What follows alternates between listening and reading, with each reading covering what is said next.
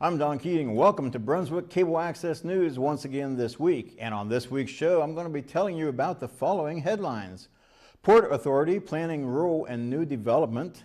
Medina Hospital active shooter report determined to be a hoax. And local trash hauler sues county over new recycling contract. So join us right now, right here on BAT TV for the Brunswick Cable Access News.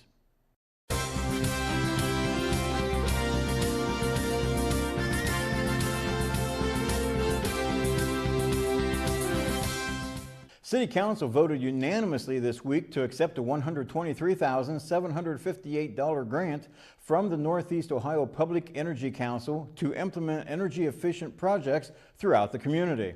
According to Brunswick City Manager Carl DeForest, the NOPEC Energized Community Grant for 2018 is available to NOPEC partners in an effort to implement energy-efficient infrastructure projects that will benefit the community.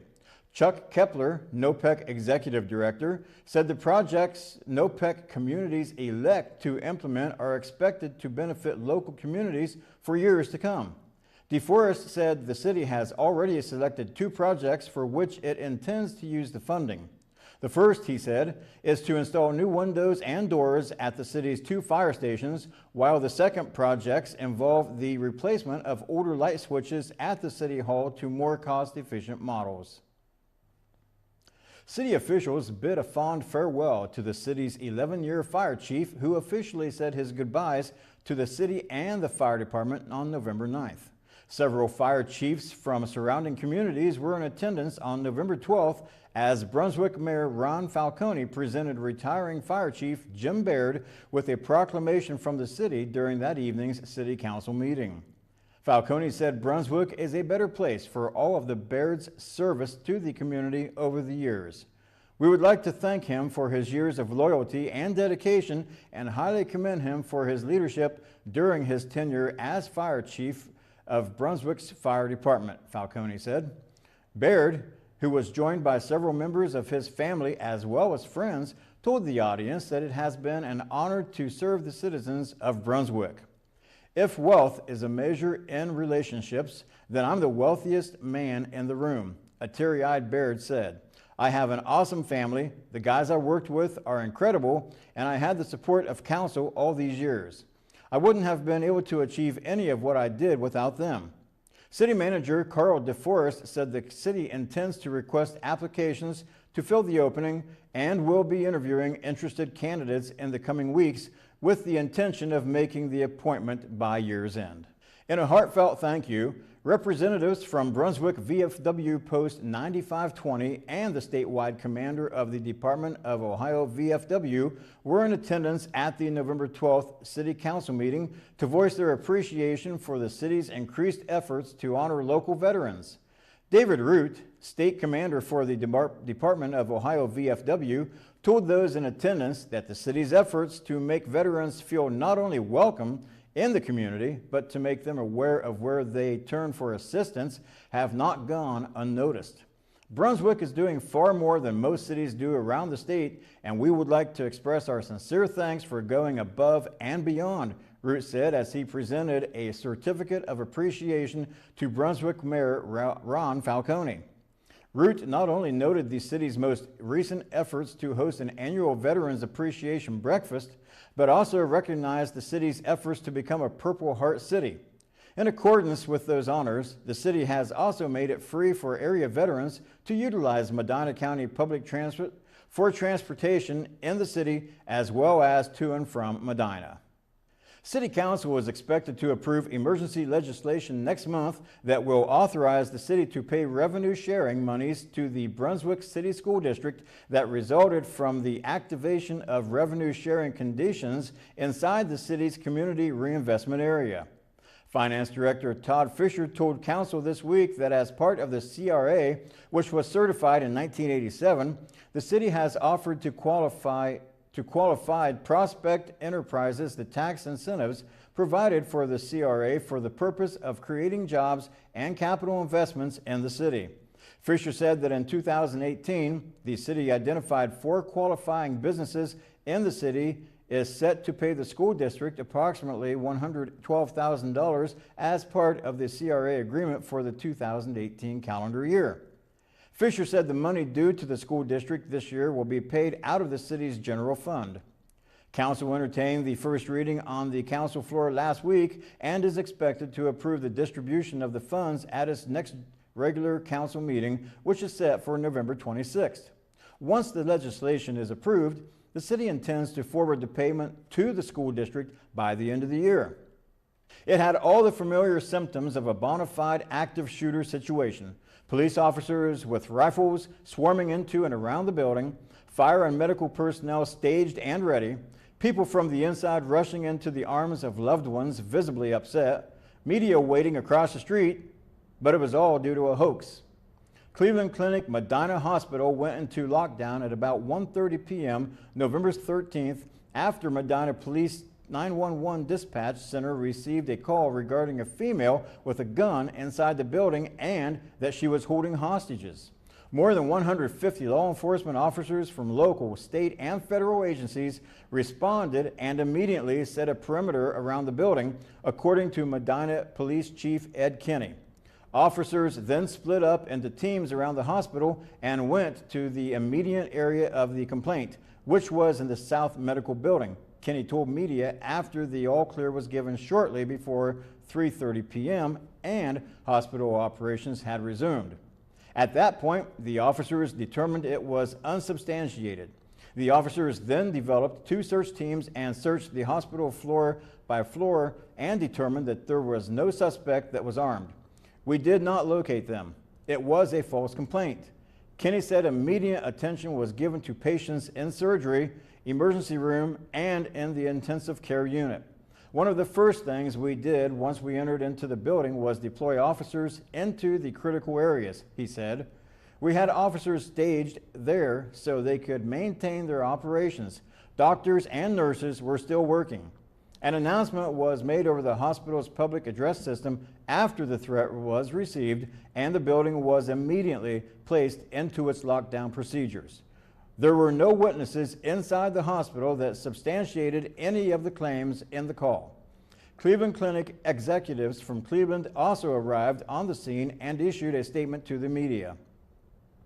Medina police have given the all-clear at Medina Hospital and Medical Office Building, and they are no longer on lockdown. All patients, visitors, and employees are safe.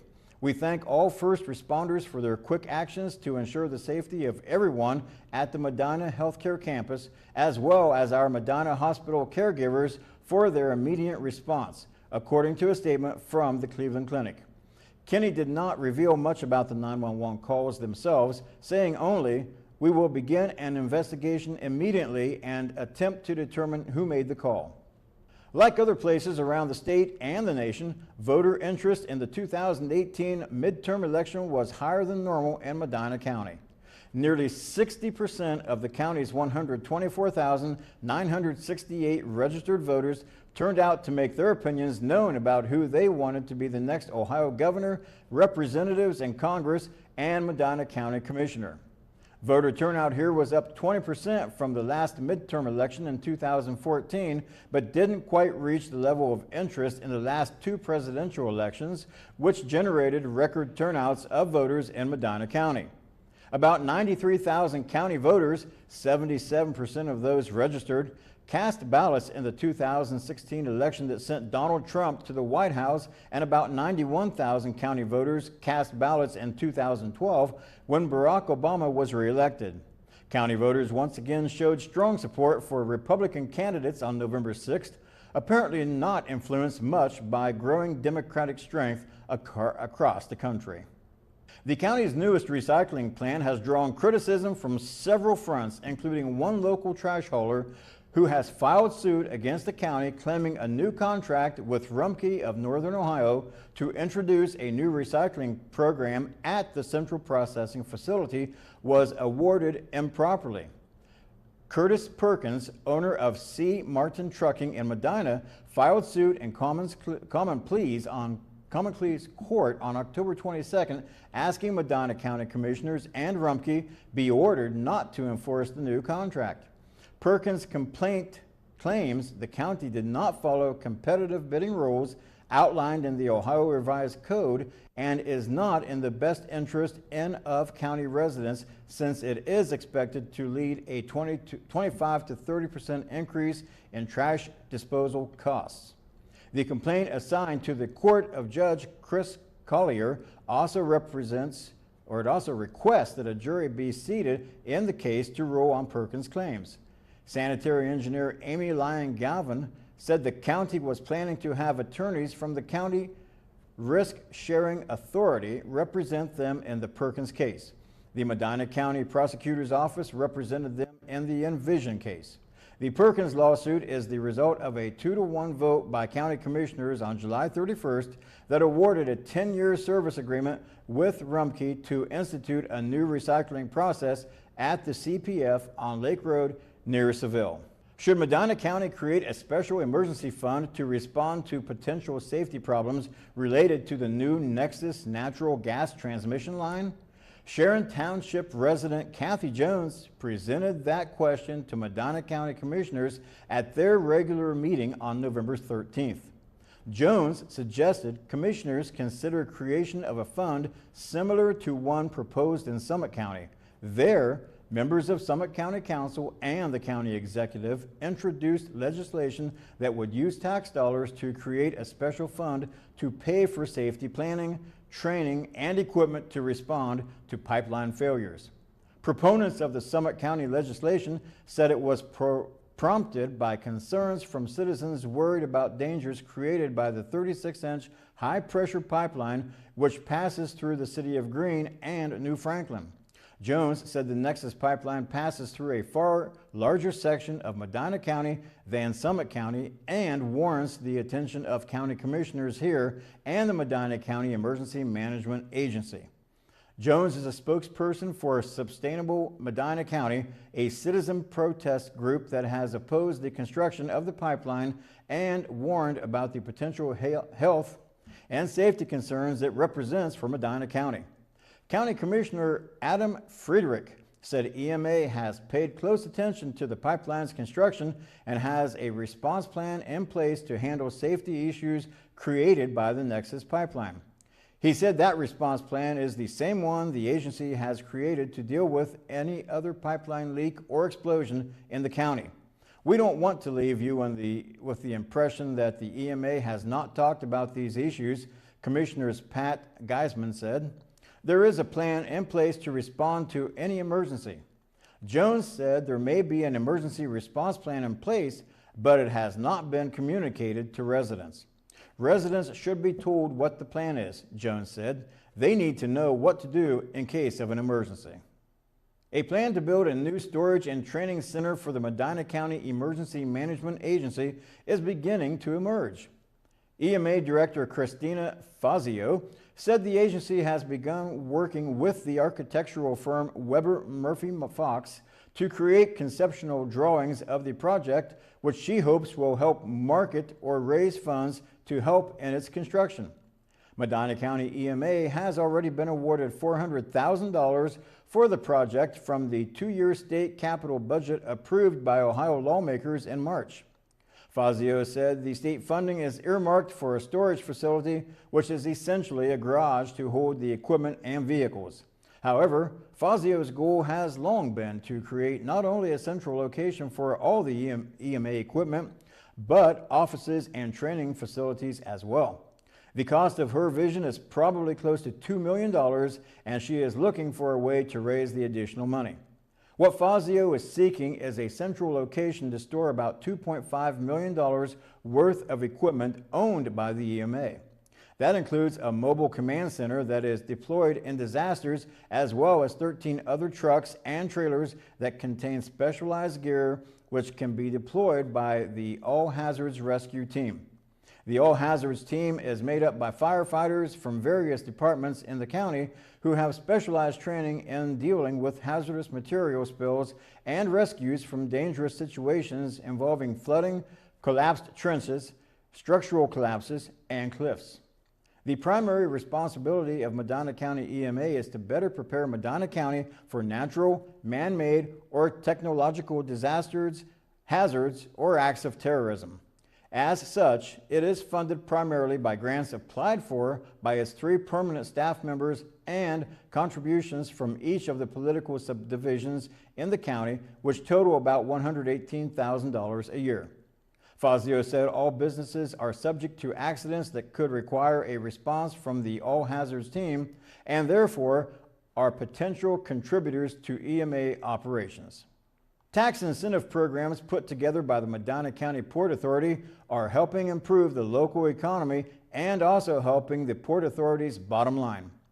Administrator Bethany Dentler told members of the Port Authority Board on November 7th final agreements related to the funding for the $45 million Ravago project in Medina have been completed and that the Port Authority will collect about $50,000 in fees for its role in its development, that is. Ravago is building a plastic distribution center in Medina, and the Port Authority issued $50 million in bonds to finance the project, a move that allows Ravago to take advantage of the Port Authority's nonprofit status and exemption from paying sales taxes on the building material and equipment purchased for the project. Dentler also reported to the Port Authority Board a similar tax incentive plan is in the works for the developers renovating the Medina Farmers Exchange. Developers are planning to invest about $4 million in renovating the dilapidated Farmers Exchange building on South Court Street in Medina. Plans call for the renovation to result in a combination of retail and residential space. However, Dentler asked that the Port Authority waive half of its administration fee in arranging the Farmers Exchange project since it was considerably smaller than the Sandridge or Ravago agreements and because the project is seen as more of a community benefit since it has long been a Medina landmark. Dentler estimates the administrative fees for arranging the Farmers Exchange financing would normally be around $30,000. Well, you know, recently we've had an awful lot of precipitation and the temperatures continue to be well below normal. With that said, is there any hope in sight for above normal temperatures for at least once? I'll tell you about that in just a minute.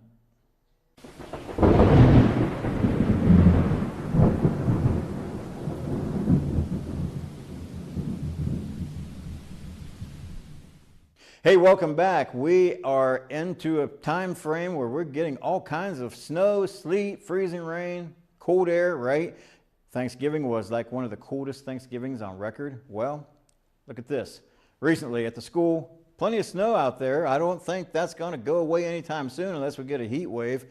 And I don't think that's anywhere in the cars. Let's take a look at our statistics for the month of December. Yes, indeed, just around the corner. Our average high ranges from 41 degrees on the 1st down to 32 degrees on New Year's Eve. And your average low starts out at 27 degrees, and we drop down to 18 degrees for an average low. Your normal precipitation, now that's everything melted down, sleet, freezing rain, snow. Liquid content for the month of December, 3 inches exactly, and snowfall, 8.8 inches. I can assure you during the month of January that will rise quite a bit. Get out there and build some snowmen, okay? Record high, 75 degrees on the 3rd of December back in 1982. A very warm December at that. And 7 years later, the record low, 18 below zero on December 22nd. And I can assure you, it did feel like Christmas back then.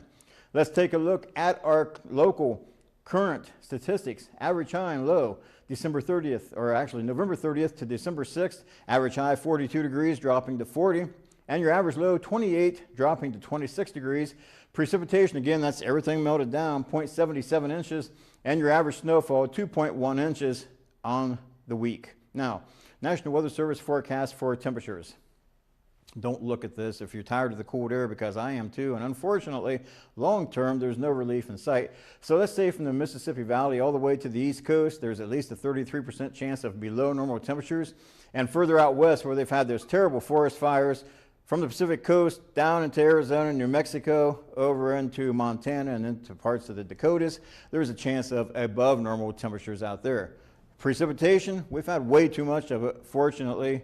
We've got some built up. Unfortunately, it's not going to end anytime soon. Look at the U.S. map. Much of the country will have a slight chance, 33% or better, of above normal precipitation. Deep south from Florida, southern Georgia, into South Carolina, a little better chance. And then the bullseye out here in the Plain States, 50% or better at above normal precip. Will it end anytime soon? Yeah, probably in June we might complain about the heat and humidity once again, right? How about something to do this weekend? Let's take a look at the bulletin board coming up right after this.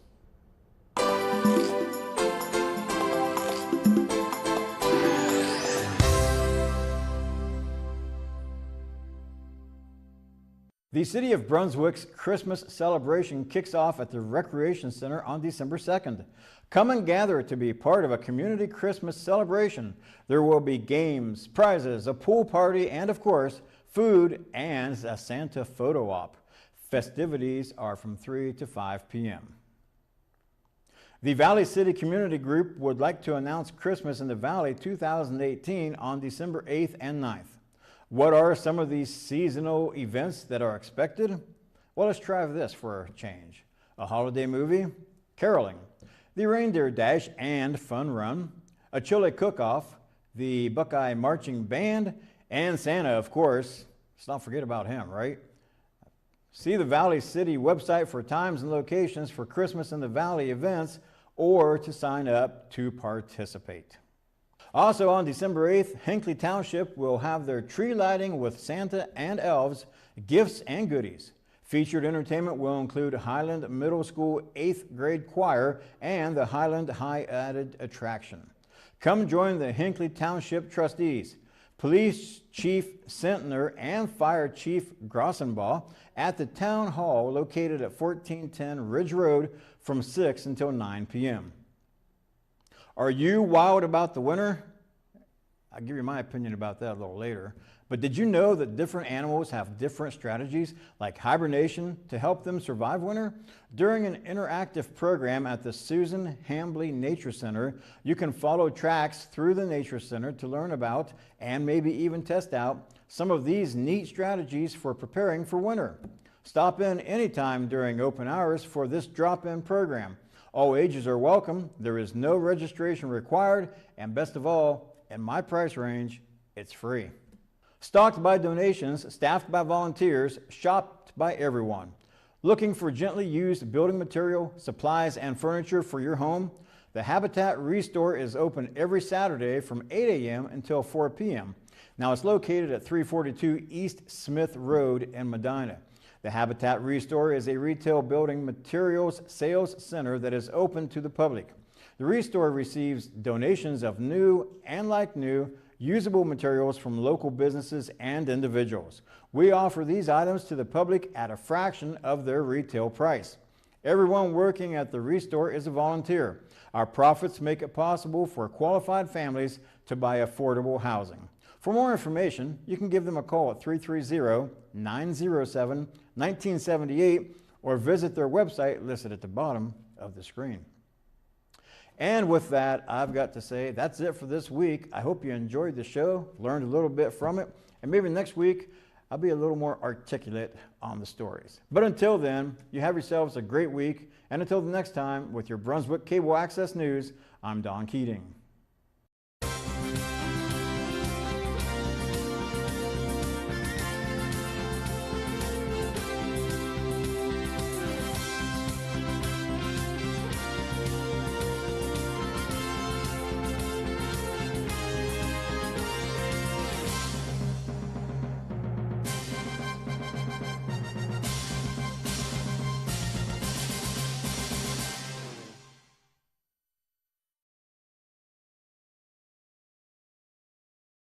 The preceding program was made possible through the use of equipment and facilities of Brunswick Area Television.